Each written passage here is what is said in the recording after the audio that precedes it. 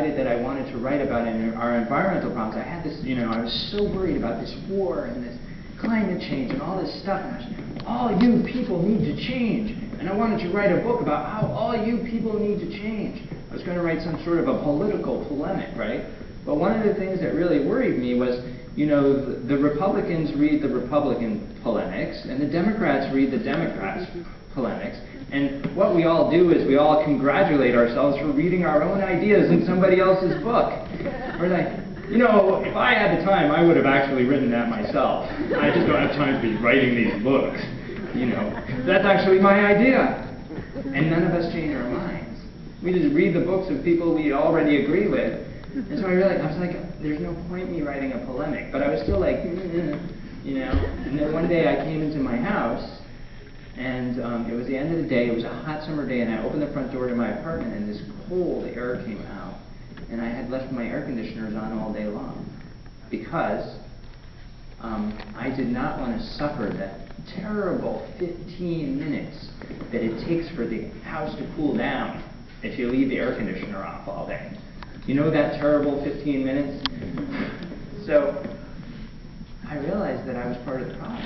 Like if I am the type of person that am leaving the air conditioner on all day long when nobody's home, then I'm hogging resources as much as anybody else. And so I started to think about this idea, okay, I don't know if I can change the world, but I can change myself, right? So I want to take a step back, because here's the thing, we all talk about the little changes. A lot of times when I go on the radio or the TV, the anchor or somebody will say, it's the little changes that are important. And I'm like, the world is in a lot of trouble. I'm not sure about the little changes, right? And sometimes what I'm curious about is the big, gigantic changes, like what do we do with our lives? Now that's a big thing to think about, not whether we use toilet paper or not, or whether we use compact fluorescent bulbs. Those are all, important things to think about, whether we ride our bikes instead of ride an SUV. Those are important, but what about the biggest resource of all, which is what we're using our lives for, right?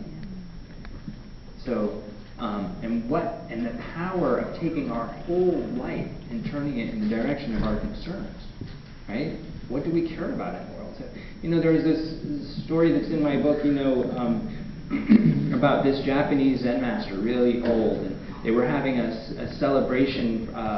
This was in Minneapolis. Japanese Zen master who founded a temple in Minneapolis, and they were having a celebration of anniversary of the temple, and all the guests were there. But it got to 8 o'clock, and the Zen master was supposed to give his talk, and he still wasn't there. And everybody's like, "Where is he?"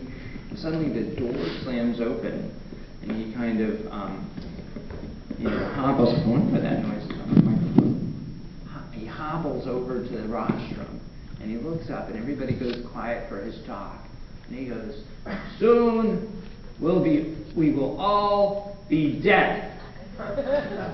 And then he hobbles back out, he closes the door behind him, and goes back up to his apartment. Could you imagine, like, if you drove 30 miles to hear his talk? You're like, "Thanks, dude." But I think about that, like, this life is so short. So, like, what do I want on my gravestone? Like, here lies Colin Beavan. He did a great job earning enough money for a 5,000 square foot house. There was this cartoon in the New Yorker. It showed that this old man, right, and he had all these tubes going into him, and he's talking to the nurse, and he's like, clearly this old man's about to kick it, right?